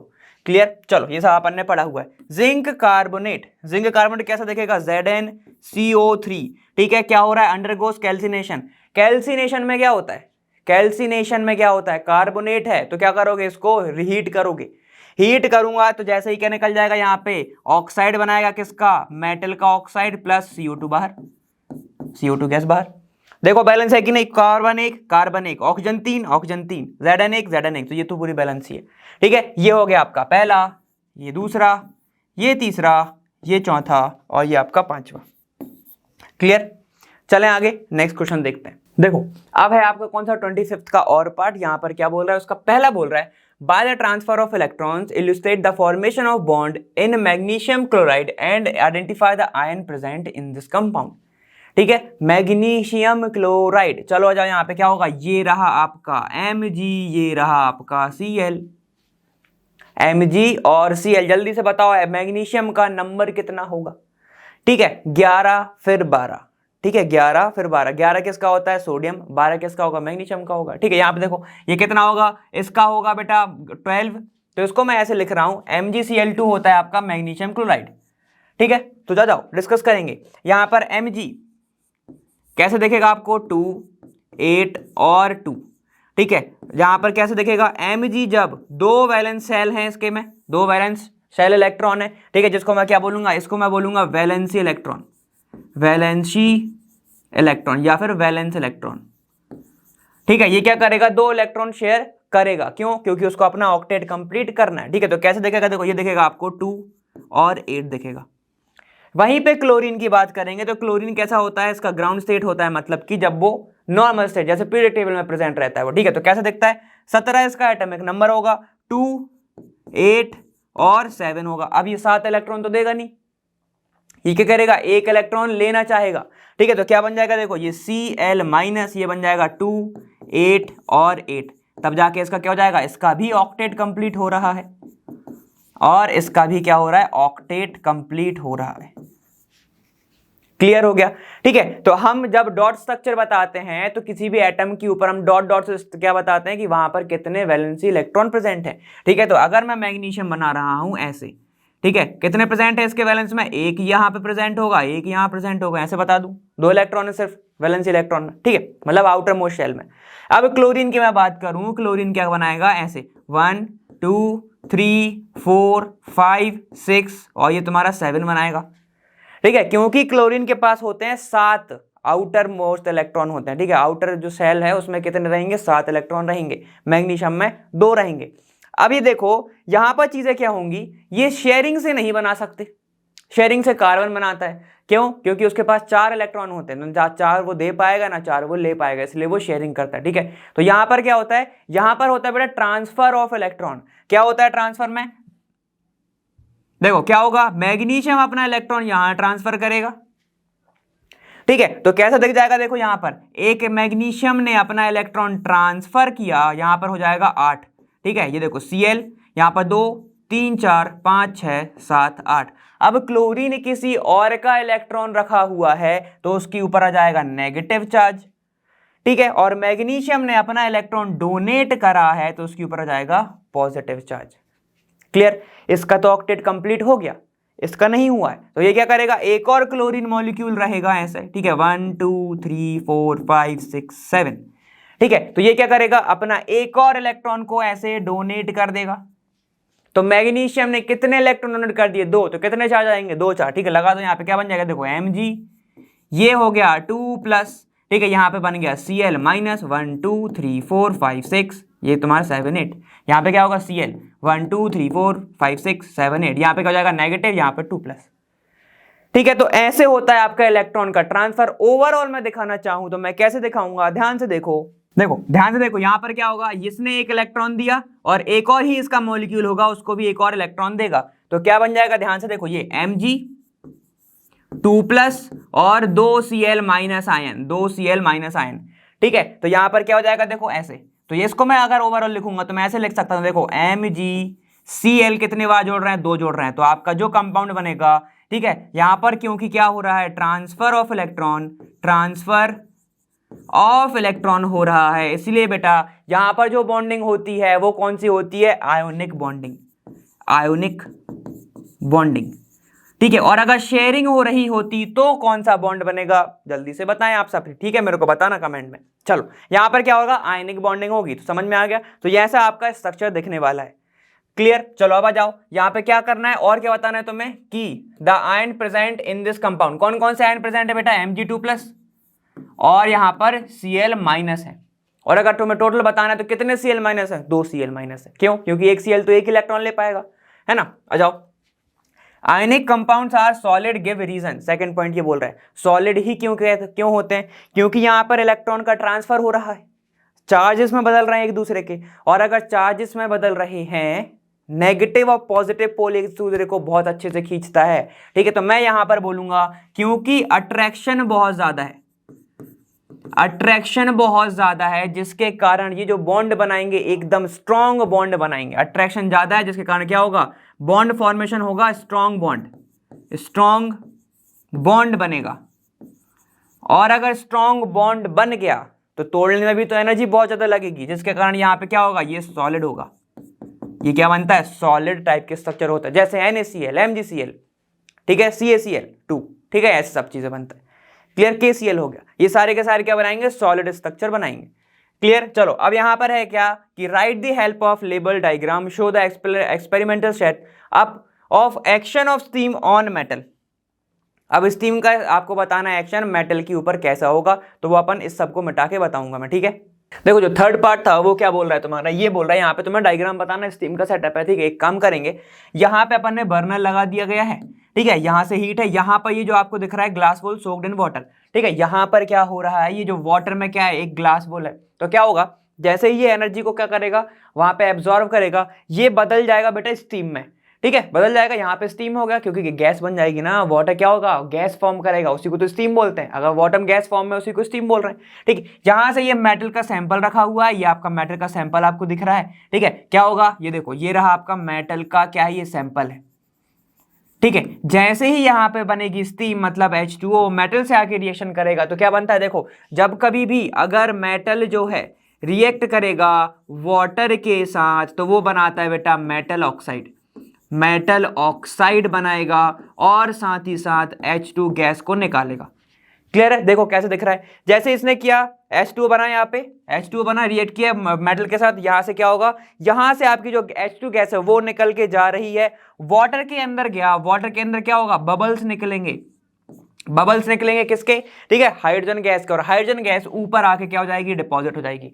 कुछ नहीं करना, देखो अब बहुत नॉर्मल सा सेटअप बता रहा हूं मैं, ये मेटल हो गई, वाटर यहां से क्या हुआ, या भला अपन ने इसको हीट किया, स्टीम बदल गया, ठीक, यहां से H2 गैस निकली, H2 गैस निकली, यहां पे आके मैंने क्या किया, एक बीकर लिया है और उल्टा टेस्ट ट्यूब रख दिया है, ठीक है, ये जो टेस्ट ट्यूब है ना यहाँ पे, उसको मैंने उल्टा रख दिया, ठीक है, तो वाटर क्या होगा, टेस्ट ट्यूब के अंदर भी फिल हो गया, टेस्ट ट्यूब की जो ऊपर की जो स्पेस है ये वाली, वो खाली छूट गई है, वहां पे जाके क्या हो जाएगा, हाइड्रोजन गैस डिपॉजिट हो जाएगी, तो ये हो जाएगा आपका लेबल डायग्राम, कब, जब स्टीम के ऊपर से मेटल पास होगा। एग्जाम्पल से आप कुछ भी समझ सकते हो, जैसे कैल्शियम ले लो, ठीक है, मेटल ले लो, कोई भी Zn ले लो, ठीक है, वहां पे क्या बन जाएगा, ZnOH वोल्टेज बन जाएगा, वो जिंक हाइड्रोक्साइड बना देगा, ठीक है, काफी ज्यादा इजी है, इसमें घबराने की कोई भी बात नहीं है, ठीक है, कुछ भी हो सकता है, आयरन का ले सकते हो तो FeOH वोल्टेज बना देगा। क्लियर, तो ऐसे सब चीजें हो जाएगा, मतलब मेटल कुछ भी होगा, वाटर के साथ रिएक्शन करेगा, तो हमेशा याद रखना है मेटल ऑक्साइड बनाएगा, मेटल ऑक्साइड बनाएगा वो, ठीक है, मेटल ऑक्साइड बनाएगा और H2 गैस तुम्हारी निकल जाएगी। क्लियर, तो ये आपको करना था। अब अपन आगे चलते हैं, आ जाओ 26 क्वेश्चन पर, ठीक है, क्या है तुम्हारा, compare soaps and detergent on the basis of their composition and cleansing action in hard water. तो कंपेयर करना है, ये हम पिछले PYQ में भी कंपेयर कर चुके हैं। क्या होता है यहाँ पर, ये क्या होता है, सोडियम सॉल्ट या फिर potassium salt of fatty acid होता है, वहीं पे ये सल्फोनिक होता है, sulphonic salt of fatty acid होता है, सल्फोनिक या अमोनिकल सॉल्ट ऑफ कौन डिटर्जेंट, इसके बारे में मैंने डिस्कस किया है वहां पे, तो आप सबने देखा हुआ है, ठीक। सोप में क्या होता है, वो हार्ड वाटर में वर्क नहीं करता, ठीक है, क्यों, क्योंकि वो प्रेसिपिटेट बना लेगा, स्कम का फॉर्मेशन करता है वो। क्लियर, वहीं पे डिटर्जेंट क्या होता है बेटा, वो हार्ड वाटर में भी काम कर सकता है, सॉफ्ट वाटर में भी काम कर सकता है, ठीक है। अब and cleansing action in hard water, ठीक है, तो मैं यहां पर लिख देता हूं कि यहां पर सोप जो है, सोप और एक है डिटर्जेंट, डिटर्जेंट, ठीक है, तो डिटर्जेंट क्या होता है बेटा, ये हार्ड वाटर में, ठीक है, और या फिर सॉफ्ट वाटर में, सॉफ्ट वाटर में क्या हो सकता है, वर्क कर सकता है, मतलब क्लींजिंग एक्शन वो शो कर सकता है। यहां पे आ जाओ, सोप की मैं बात करूं तो ये क्या करता है, हार्ड वाटर में, हार्ड वाटर में अपना क्लींजिंग एक्शन वर्क नहीं कर पाता, ठीक है, तो वर्क नहीं करेगा, ऐसे याद रखना, ठीक है। चलो, और एक तो ये पॉइंट हो गया, दूसरा पॉइंट क्या होता है, ये क्या रहते हैं, sodium salt of fatty acid, तो ये सबको पता है, ये मैंने नहीं लिख रहा हूं, ठीक। यहां पर क्या है, ये सल्फोनिक सॉल्ट या फिर ammoniacal salt of fatty acid होता है, ठीक। चलो आ जाओ, यहां पर क्या है, what happen when ethanol is treated with sodium metal, state the behaviour of ethanol in this reaction. चलो आ जाओ, एथेनॉल कैसे दिखेगा, CH3 CH2, यहां पर O, यहां पर एक H होगा। क्लियर है, अगर उसने बोला है किसके साथ, देखो सोडियम मेटल मतलब Na के साथ, ऐसे, ठीक है, ये मेटल है।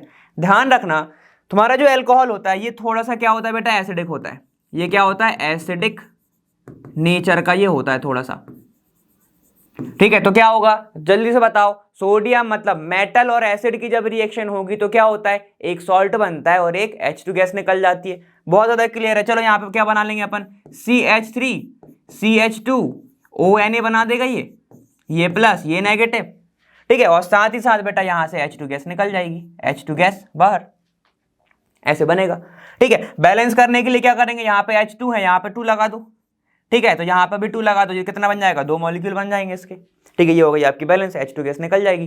क्लियर, चलो जाओ, यहाँ पे क्या है, अब सी वाला बोल रहा है draw the structure of cyclohexane. Cyclohexane बहुत ज्यादा इजी है, मतलब आपको 6 कार्बन की क्लोज स्ट्रक्चर बनाना है, ठीक है। तो क्या बनाऊंगा मैं, 6 कार्बन को कैसे बना सकता हूं, ऐसे ऐसे देखो, ये क्या बन गया आपका साइक्लोहेक्सेन, ये बन गया आपका साइक्लोहेक्सेन, ठीक है। तो ये क्या है आपका, देखो साइक्लोहेक्सेन, ये हो गया आपका साइक्लोहेक्सेन। फॉर्मूला क्या होगा इसका भाई, जो उसका नॉर्मल चलता रहता है, ठीक है। आ जाएंगे यहाँ पे, अब देखो क्या है, नेम द फॉलोइंग कंपाउंड, अब इसका नाम लिखना है, इसका नाम लिखना है, देखो 1 कार्बन, ये 2 कार्बन, ठीक है, 2 कार्बन है, नेमिंग कर दो, फंक्शनल ग्रुप कहाँ पे है, ये यहाँ पे, तो 1 ये हो जाएगा, 2 ये हो जाएगा, 2 कार्बन वाला है, और इस ग्रुप को क्या बोलते हैं हम, एल्डिहाइड बोलते हैं। अब इसका मैं नाम ऐसे कॉमन लिख रहा हूं, देखो CH3CHO दिया हुआ है आपको, इसको क्या बोलोगे, यहाँ पे एल्डिहाइड ग्रुप है, सफिक्स क्या लगेगा, अल लगेगा, ठीक है, किसकी जगह पे, ई की जगह पे, ठीक है। ये देखो नॉर्मली क्या है, 2 कार्बन, तो क्या होना चाहिए, ईथेन होना चाहिए, ईथेन, ई भी होगा, ई की जगह पे रिप्लेस कर दो, क्या हो जाएगा, अल हो जाएगा, तो इसका नाम हो जाएगा एथेनल। इसका कॉमन नेम बेटा होता है, इसको बोलते हैं एसीटल्डिहाइड, एसीटल्डिहाइड। क्लियर है, तो ये इसका नेम होता है, ऐसे आप सॉल्व करोगे और फिर अपन आगे बढ़ेंगे, ठीक है। तो एक काम करता हूं, मैं इसको सबको ऐसे लिख दे रहा हूं, ठीक है, पूरे अच्छे से एक बार अपन आंसर लिख लेंगे कैसे दिखता है। देखो ये दोनों तो फिर भी सही लिखा है, थर्ड और फोर्थ लिख लेते हैं अपन, ये क्या है आपका एसीटल्डिहाइड, एसीटल्डिहाइड, या फिर इसको ही बोला जाता है एथेनल, ठीक है। अब आपका जो थर्ड वाला है वो लिख लो, थर्ड वाला है आपका साइक्लोहेक्सेन, साइक्लोहेक्सेन, ठीक है। ये हो गया आपका पहला वाला पार्ट, ये हो गया आपका दूसरा वाला पार्ट, ये तीसरा चल रहा है, और ये था आपका चौथा वाला पार्ट, ठीक है। यहाँ पे क्या है, साइक्लोहेक्सेन कैसे दिखेगा आपको, ऐसे क्लोज स्ट्रक्चर, 6 मेंबर कार्बन की, ऐसे, ठीक है। हर एक कॉर्नर पे क्या होगा, कार्बन कार्बन कार्बन, 3 कार्बन ये हो गए, 3 कार्बन नीचे हो गए, 3 कार्बन ऊपर 3 कार्बन नीचे, हो गए तो मेरे 6, ठीक है। और हर एक कार्बन पर 2-2 हाइड्रोजन जोड़े होंगे, बैलेंस तो करोगे ना कार्बन की वैलेंसी, ठीक है। चलो नेक्स्ट क्वेश्चन देखते हैं। चलिए अब हम बात करेंगे किसके, क्वेश्चन नंबर 13 की। क्या बोल रहा है, सर्शन और रीजन वाला क्वेश्चन है। यहाँ पर लिखा हुआ है following in a balance chemical equation for the action of steam, ठीक है। एक्शन ऑफ स्टीम मतलब कि आयरन के ऊपर से वाटर जो है पास करा जा रहा है, वाटर गैस फॉर्म में, उसको अपन स्टीम बोलते हैं, ठीक है। तो क्या हो रहा है यहाँ पे, आयरन रिएक्ट कर रहा है वाटर के साथ, क्या बना रहा है, देखो आयरन का ऑक्साइड और H2 गैस निकल रही है, यही होता है। देखो ये भी मेटल है, रिएक्ट करेगा वाटर के साथ, H2 गैस निकाल रहा है, ठीक है, अपन ने एक क्वेश्चन में देखा हुआ है। अब यहाँ पर देखो क्या है, the law of conservation of mass holds good for chemical equation, ठीक है। तो ये बात एकदम ही सही है कि यहाँ पर क्या है, लॉ ऑफ कंजर्वेशन जो है ना मास, वो बहुत काम की चीज़ है। क्यों, क्योंकि ये बता सकती है, ये बताती ही है कि यहाँ पर जितने भी रिएक्टेंट हैं उतने ही प्रोडक्ट साइज है, मतलब मास में कोई भी डिफरेंस नहीं आ रहा है। अगर यहाँ पर मैं बोलूँ कि यहाँ पर कितने ऑक्सीजन रिएक्ट कर रहे हैं, 4 ऑक्सीजन रिएक्ट कर रहे हैं, तो यहाँ पर भी 4 ही ऑक्सीजन होंगे, 4 ही ऑक्सीजन होंगे प्रोडक्ट साइड। क्लियर है। तो लॉ ऑफ कंजर्वेशन क्या बताते हैं कि मास चेंज नहीं होता, भले ही आप रिएक्शन कर दो या ना करो। क्लियर है। तो law of conservation of mass यही होता है कि मास चेंज नहीं हो सकता। क्लियर है। चलो अब यहाँ पे देखो, तो ये वाला अपना आंसर दोनों के दोनों सही हैं, तो हम बोथ वाले ऑप्शन देखेंगे। बोथ वाला क्या, देखो ये है एक बोथ, एक ये बोथ ये है। चलो इन दोनों को पहले ही काट देते हैं। अब देखो क्या लिखा है, both A and R are true, R is a correct explanation of assertion A. ठीक है, तो यहाँ पर क्या है, देखो जो ए है वही आपका आंसर होगा, तो मैं आंसर लिख देता हूँ, आंसर होगा आपका ए। क्लियर, ये आपका आंसर था। आप सभी को पता है कि law of conservation of mass बहुत ज़्यादा ही क्या है, इंपॉर्टेंट रखता है। ठीक है, इंपॉर्टेंस रखता है, कि इसमें अपन ने पहले चैप्टर में ही पढ़ा ये बात। चलिए अब अपन आगे चलते हैं। चलिए यहाँ पर डिस्कस करते हैं आपका कौन सा वाला पार्ट। यहाँ पे देखो, list 3 differentiating features between the process of galvanisation and allowing. ठीक है, तो चलो सबसे पहले तो लिख लेते हैं यहाँ पे क्या है, गैल्वेनाइजेशन, गैल्वेनाइजेशन। ठीक है, और है आपका कौन सा, अलोइंग। ठीक है, अलोइंग, ये रहा आपका एक, दो चीजें हैं, ध्यान से सुनेंगे। यहाँ पे देखो, गैल्वेनाइजेशन मतलब क्या होता है, गैल्वेनाइजेशन में ये होता है कि किसी की कोटिंग चढ़ा दी जाती है किसी के ऊपर। ठीक है, तो यहाँ पर क्या होगा, कोटिंग कर दूं मैं किसी भी मेटल की, कोटिंग ऑफ मेटल। ठीक है, ये क्या होता है कोटिंग किसकी, प्रोटेक्टिव कोटिंग होती है बेटा, वो प्रोटेक्टिव कोटिंग ऑफ मेटल। और एलॉइंग में क्या होता है, एलॉइंग में ये होता है कि दो मेटल को आपस में क्या कर दिया जाए, जोड़ दिया जाए। ठीक है, अगर मैं क्या करूं, मेटल ए प्लस मेटल बी, ठीक है, इन सब से मिलके एक चीज बनाऊंगा तो वो तुम्हारा क्या बनाएगा, वो बनेगा आपका अलॉय बनेगा। ठीक है, कैसे होती है ये प्रोसेस, ये बेटा यहाँ पे देखो, ये जो सेकंड है यहाँ पे ये चीजें कैसे होंगी, इसको हम इलेक्ट्रोलाइसिस से करते हैं। इलेक्ट्रोलाइसिस से क्या होता है कि वहां से एक चीज उठेगा, मैंने बताया था कॉपर का तुम सबने पढ़ा हुआ है, कॉपर में क्या होता है, एक इम्प्योर कॉपर लगा लो एनोड पे और कैथोड पर प्योर लगा लो, तो इम्प्योर वाला क्या करेगा, वहां से सिर्फ कॉपर आयन उठाएगा और कैथोड पे आके डिपॉजिट करते जाएगा। ठीक है, तो क्या हो रहा है, एक तरीके से लेयर चढ़ रही है कॉपर की लेयर चढ़ रही है। ठीक है, तो यहां पर मैं बोलूंगा, यहां पर ये किस कैसे होता है, इलेक्ट्रोलाइसिस प्रोसेस से, इलेक्ट्रोलाइसिस प्रोसेस से ये होता है। अब अलॉइंग कैसे होगा कि भैया एक को हीट करो और दूसरे के ऊपर डाल दो। ठीक है, जैसे कि तुम लोगों ने वेल्डिंग के बारे में सुना होगा। ठीक है, वहां पर क्या होता है, एक मेटल से हीट कर रहे होते हो और किसके ऊपर, जैसे मान लो आयरन की बात कर रहा हूं, यहां पर आयरन है और एक जगह से क्या कर रहा हूं मैं, रॉड से इसको क्या कर रहा हूं, हीट कर रहा हूं, तो ये क्या होगा, उस हीट की वजह से ये चीज पिघलेगी और इसके ऊपर जाके मिल जाएगी, आपस में ही मिल जाएगा। ठीक है, तो मैं क्या बोलूंगा यहां पर क्या हो रहा है, यहां पर हो रहा है heating of metal, heating of metal. ठीक है, उसके कारण क्या हो रहा है, उसको ही फिर हम क्या कर रहे हैं, मिक्स कर रहे हैं किसी के साथ। ठीक है, हीटिंग ऑफ मेटल, साथ ही साथ क्या हो रहा है, मिक्सिंग भी हो रही है, साथ ही साथ मिक्सिंग भी हो रही है। क्लियर हो गया। ठीक है, तो ये हो गई दो चीजें। अब यहां पर सुनो कि गैल्वेनाइजेशन में क्या इनर प्रॉपर्टी चेंज होगी, बिल्कुल नहीं होगी। क्यों, क्योंकि उसके ऊपर सिर्फ तुम क्या चढ़ा रहे हो, लेयर चढ़ा रहे हो। तो ध्यान से सुनते चलो यहां पर कि गैल्वेनाइजेशन में प्रॉपर्टी चेंज नहीं होती। ठीक है, इनर प्रॉपर्टी ठीक है ऑफ क्या मेटल क्या रहती है, अनचेंज्ड। वहीं पे अगर मैं अलॉइंग की बात करूं, क्योंकि मेटल साथ ही साथ जुड़ रहा है, मेटल क्या हो रहा है, साथ ही साथ जुड़ रहा है और एक को पिघला के एक के साथ जुड़ रहा है, उसको अलॉय बोलते हैं हम। ठीक है, तो वहां पर उसकी जो थोड़ी सी प्रॉपर्टी है वो क्या हो सकती है, चेंज हो सकती है। ठीक है, तो मैं लिखूंगा यहां पर जो प्रॉपर्टी है वो चेंज हो सकती है थोड़ी सी। ठीक है, इनर प्रॉपर्टी ऑफ मेटल थोड़ी चेंज मिलेगी आपको।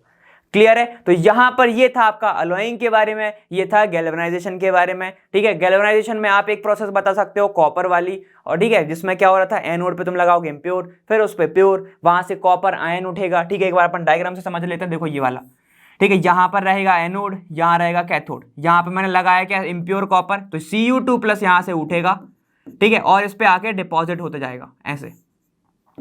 ठीक है, तो एक टाइम के बाद आपको क्या मिलेगा, ये थिन मिलेगा और ये थिक मिलेगा। ठीक है, और प्रोसेस कब बंद हो जाएगी, जब सारे के सारे आयंस जो हैं, सारे के सारे कॉपर के जो 2+ आयन है वो इस पे आकर डिपॉजिट हो जाएंगे और एक भी आयंस बचेगा ही नहीं। और अगर एक भी आयन नहीं बचा तो प्रोसेस बंद। और फिर आपको अगर इसको एक्सट्रैक्ट करना है तो इस कैथोड को निकाल लो बाहर, आपको सिर्फ जो मिलेगा वो क्या रहेगा, कॉपर का प्योर। ठीक है, और उसके ऊपर लेयरिंग चढ़ जाएगी। ऐसे ही चढ़ता है गोल्ड के भी, ऐसी लेयरिंग कर सकते हैं अपन। ठीक है, तो ये होता है गैल्वेनाइजेशन। अलॉइंग के बारे में अपन ने डिस्कस किया। अब अपन नेक्स्ट क्वेश्चन पर चलते हैं। चलिए क्वेश्चन नंबर 16 देखते हैं। यहाँ पे इसका और पार्ट क्या बोला है यहाँ पे कि compare in a tabular form the reactivity of following metal with cold and hot water के साथ। तुम्हें यहाँ पे मेटल्स दिए हुए हैं। ठीक है, आपको ये बताना है कि हॉट वाटर के साथ रिएक्ट करेगा तो क्या होगा और वहां पर कोल्ड वाटर के साथ रिएक्ट करेगा तो क्या होगा। ठीक है, सबसे पहले तो ये बात जान लो कि अगर मेटल किसी भी वाटर के साथ रिएक्ट कर रहा है, H2 गैस निकालता ही निकालता है। ठीक है, कितने फास्टर निकालता है, कैसे क्या निकालता है, वो सब अपन बातें करते हैं। ठीक है, तो देखो एक टेबल है वो देख लो।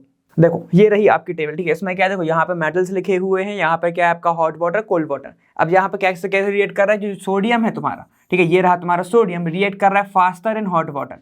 ये रिएक्ट करेगा, क्या बनाएगा, ध्यान से देखो, यहाँ पर जो सोडियम है रिएक्ट करेगा इसके साथ, तो क्या बनेगा, ध्यान से देखते रहेंगे। यहाँ पे Na है प्लस H2O जैसे ही होगा, क्या बनाएगा ये, यहाँ पे NaOH बनाएगा। NaOH प्लस H2 बनाएगा। लेकिन ये हॉट वाटर में करोगे तो फास्ट होगी, और ये क्या होगी, रिएक्ट वॉलेंटली, मतलब जब कोल्ड वाटर में करोगे तो फास्ट तो नहीं होगी लेकिन रिएक्ट वॉलेंटली। जैसे हम सभी जानते हैं वाटर किस, अगर तुम्हारा सोडियम को वाटर में डाल दिया, उसको स्टोर किस में करा जाता है, अपन केरोसिन में करते हैं, तो वो क्या होता है, एक्सप्लोसिव भी हो सकता है। ठीक है, इसलिए अब क्या होता है, उसको कोल्ड वाटर में करोगे लेस वॉलेंट होगा, लेकिन हॉट वाटर में करोगे तो बहुत तेजी से क्या करेगा, रिएक्ट करेगा और एक्सप्लोसिव भी हो सकता है। क्या बनाएगा, सोडियम हाइड्रोक्साइड। क्लियर। चलिए यहाँ पर देखेंगे अब कैल्शियम की बात करो। कैल्शियम अगर उसको डालोगे तो क्या बनाता है, कैल्शियम हाइड्रोक्साइड बनाता है। ठीक है, और H2 गैस साथ ही साथ निकाल देता है। क्लियर है। अब ध्यान से सुनते रहेंगे। यहाँ पर हम सभी जानते हैं जैसे कि कैल्शियम को तुम डालोगे तो बहुत विग्रस रिएक्ट करता है, हीट भी इवॉल्व करता है ना, हीट भी निकालता है वो। ठीक है, तो वही बात है कि अगर हॉट वाटर में जाएगा तो बेटा H2 गैस तो यहाँ पर भी निकलेगी ही निकलेगी। ठीक है, और यहाँ पर अगर कोल्ड वाटर में करोगे तो हॉट वाटर के कंपैरिजन में ये लेस वॉयलेंट होगी। क्लियर। चलो यहाँ पे आ जाओ। मैग्नीशियम अगर रिएक्ट करेगा तो क्या बनाएगा, देखो मैग्नीशियम हाइड्रोक्साइड और साथ ही साथ H2 गैस आपकी निकाल लेगा। काफी ज्यादा इजी है। यहाँ पे क्या होगा, देखो यहाँ पे Mg जब रिएक्ट करेगा H2O के साथ, क्या बनाएगा ये MgOH, वैलेंसी कितनी होती है 2, तो यहाँ पे ट्वाइस प्लस H2 गैस निकाल दो। ठीक है, बैलेंस फॉर्म अपन इसको कर ही लेंगे। क्लियर हो गया ना। बस ये ऐसे आपकी रिएक्शन होनी। यहाँ पे क्या बोल रहा है, ये कोल्ड वाटर के साथ रिएक्ट नहीं करता, और हम सभी को पता है कि ये कैल्शियम और मैग्नीशियम दोनों के दोनों होते हैं हार्ड आयन, और यहाँ पर जो सोडियम है ये क्या होता है आपका सॉफ्ट आयन। या फिर मैं मेटल बोल सकता हूँ। आयन कब बोल रहा हूँ, जब वो अपने प्लस नेगेटिव इस फॉर्म में जब रहते तब उनको आयन्स बोलते हैं। ठीक है, मैंने यहाँ पे आयन लिखा है, मतलब Na plus, Ca2 plus, Mg2 plus, तो ये सब के सारे क्या होते हैं, हार्ड आयन। समझ में आ रहा है। ठीक है, तो इसी को बोलते हैं। और यहाँ पे बात करो कोल्ड वाटर और हॉट वाटर, तो यहाँ पर मैंने एक चीज बताई थी तुम्हें कि अब ये वाला हो गया अपना कॉन्सेप्ट। ठीक है, मैं तुमसे बता रहा हूँ कि अगर तुमको हार्ड वाटर को कन्वर्ट करना है तो उसको क्या कर सकते हैं, हम हीट कर सकते हैं। क्लियर। तो तुम्हारा क्या जाएगा, हीट करोगे तो हॉट वाटर हो जाएगा वो, हार्ड वाटर को हीट करोगे तो हार्ड क्या हो जाएगा, हॉट वाटर हो जाएगा। फिर रिएक्शन क्या होगी, अच्छे से हो सकती है। ठीक है, वो बात अलग हो गई। अपन ने क्या करा था, वॉशिंग सोडा में डिस्कस करा था। ठीक, तो ये सारे का सारा अपन ने यहाँ पर देखा कि जो सोडियम है ये फास्टर रिएक्ट करेगा, एक्सप्लोसिव भी हो सकता है, H2 गैस तो निकाले गई। यहाँ पर रिएक्ट क्या करेगा, वॉलेंटली करेगा, रिएक्शन करेगा, लेकिन एक्सप्लोसिव होने के चांसेस कम हो गए कोल्ड में। क्लियर। कैल्शियम क्या हो रहा है, बहुत तेजी से रिएक्ट करेगा, एक्सोथर्मिक रिएक्शन होती है ये वाली, हम सबको पता है। ठीक है, यहाँ पर क्या होगा, लेस वॉलेंट हो जाएगा, कोल्ड वाटर लग गया।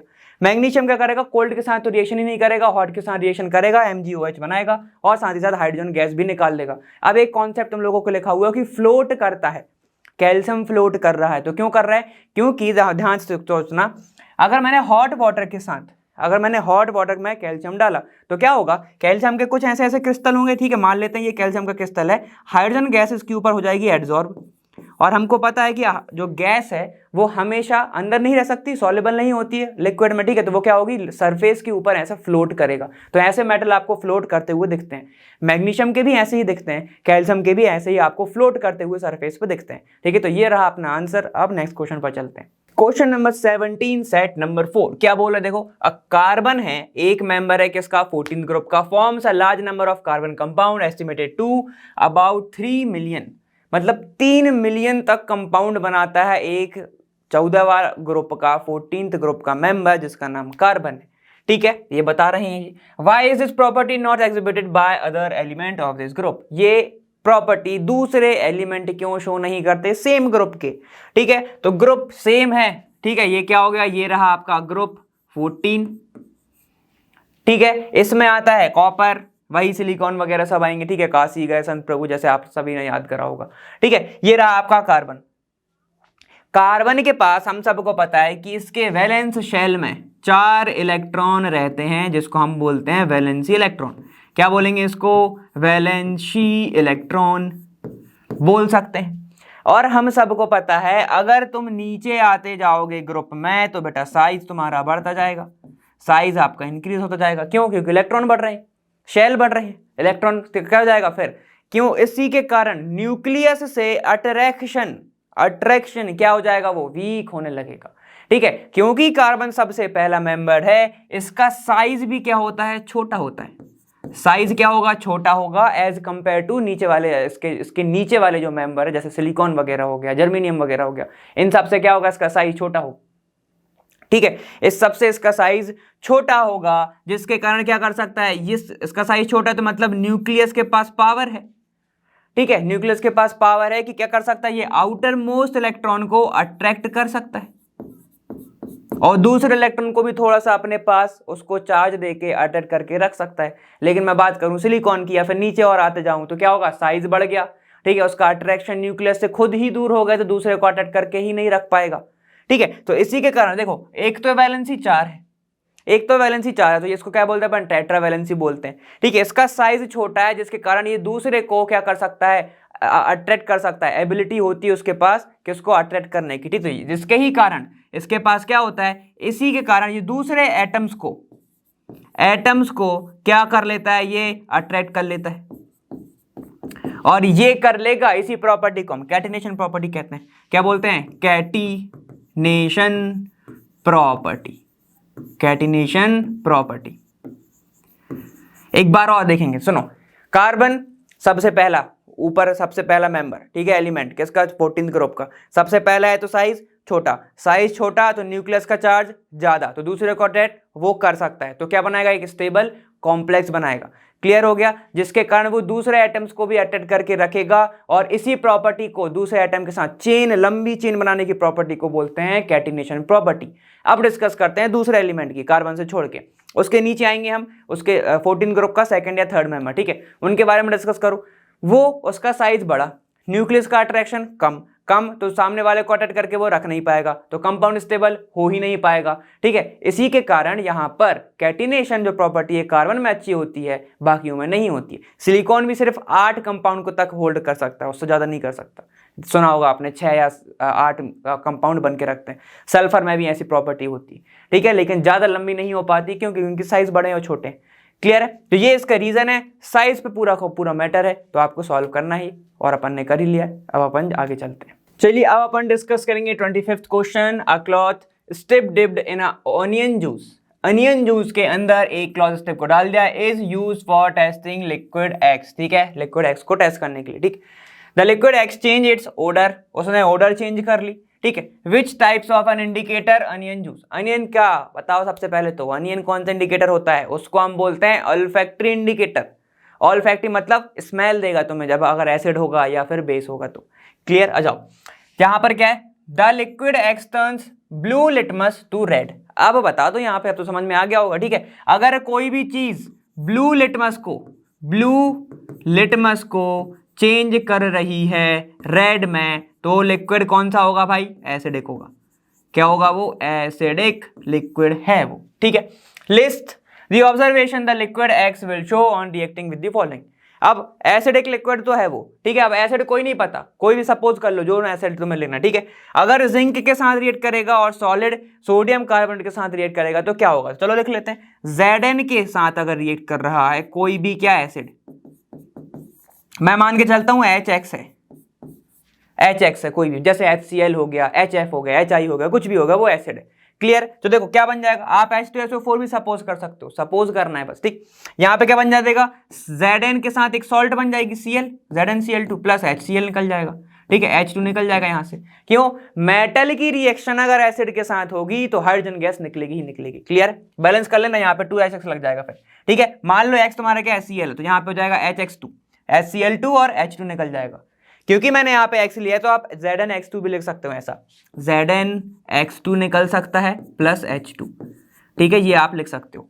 क्लियर, चलो यहीं पे बात कर रहा हूँ सॉलिड क्या है आपका, सोडियम कार्बोनेट Na2CO3 की रिएक्शन कराना है किसके साथ, एसिड एक सॉल्यूशन मतलब लिक्विड एक्स के साथ, उसको मैं ले रहा हूँ HX ही ले रहा हूँ, सपोज किया है मैंने। ठीक है, X क्या होगा, हेलोजन है कोई भी, और H क्या होगा, सॉलिड को तुम्हारा एसिड क्या देता है, H+ देता है, तभी मैंने H लिया। क्लियर, अब देखो इसकी रिएक्शन होगी तो क्या बनाएगा, सॉल्ट बनेगी एक, तो क्या बना लेगा वो NaX प्लस, ठीक है, क्या क्या निकलेगा, H2O निकलेगा, और कार्बोनेट है तो CO2 निकलेगा, खत्म, ये बन जाएगा। ये ऑलरेडी सॉल्ट है, एसिड के साथ करोगे तो तुम्हारा क्या बनेगा, ये बन जाएगा। क्लियर है, कार्बोनेट जब भी रिएक्शन करेगा एसिड के साथ तो वाटर और तुम CO2 तो निकाल ही देना। कार्बोनिक एसिड निकलता है कायदे से तो, लेकिन वो टूट जाता है आगे। क्लियर, अब देखो और क्या लिखा है, right the chemical equation for the reaction involve. तो ये रही आपकी केमिकल इक्वेशन। आप चाहें तो x को सपोज कर सकते हो Cl और अपन पूरी रिएक्शन करा सकते हैं HCl से, ठीक है। x की जगह पे Cl बस लगा देना, बैलेंस आप कर सकते हो। यहाँ पे 2 है, यहाँ पे 2 ले लेना, तो यहाँ पे 2NX निकल जाएगा। क्लियर है, वो पूरा ईजी है। क्लियर हो गया, चलो आगे चलते हैं। चलिए अब अपन डिस्कस करते हैं यहाँ पे 25 का और पार्ट। सेट नंबर 4 क्या बोला, define water of crystallization, give the chemical formula for two compound as example, ठीक है। How can it be proved that water of crystallization makes a difference in the state and a colour of the compound. Colour of the compound में क्या difference लेके आएगा वो, ठीक है। और अगर स्टेट में स्टेट चेंज होता है कि नहीं होता, ये सारे के सारे में बात करना है। तो वाटर ऑफ क्रिस्टलाइजेशन क्या होता है बेटा, ठीक है। तो अगर मैं बात कर रहा हूं वाटर के मॉलिक्यूल अगर फिक्स नंबर में प्रेजेंट है, किसमें प्रेजेंट है, फिक्स्ड नंबर में अगर प्रेजेंट है किसी भी कंपाउंड के अंदर, ठीक है, तो उसको ही बोलते हैं वाटर ऑफ क्रिस्टलाइजेशन। क्लियर है। जैसे एग्जांपल की बात करना है, ठीक है, यहां पर देखो क्या होता है तुम्हारा CuSO4 5H2O, ठीक है। ये होता है बेटा ब्लू कलर का, ये होता है ब्लू कलर का। और वहीं पे अगर इसका वाटर मॉलिक्यूल निकल जाए CuSO4 बस हो जाए, ये 4 है ये, ठीक है, 2 नहीं है, CuSO4 बस हो जाए, तो बेटा ये कन्वर्ट हो जाता है किसमें, वाइट कलर में। क्लियर हो गया। तो ऐसे आपको चीजें देखने को मिलती हैं।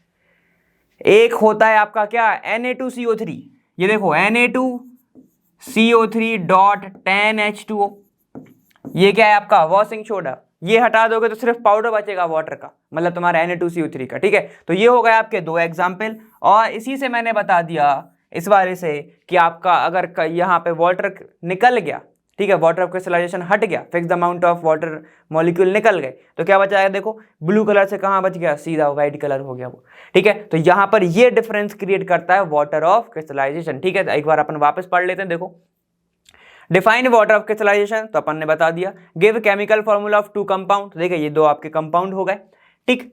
How can it be prove that water of crystallization make a difference in the state and the colour, ठीक है। यहाँ पर देखो ये क्या है, डायरेक्ट अगर मैं इससे हटा रहा हूं तो ये पाउडर बना देगा, ठीक है। और यहाँ पे क्या होगा, देखो यहाँ पे भी पाउडर बन रहा है, देखो, ठीक है। और जिप्सम की भी बात कर लो, जिप्सम भी तो हो सकता है तुम्हारा CaSO4, ठीक है, वो भी तो हो सकता है तुम्हारा। उसमें क्या होगा, उसमें भी वाटर अगर तुमने हटा दोगे तो क्या हो जाएगा, एक सॉलिड मास बना देगा वो।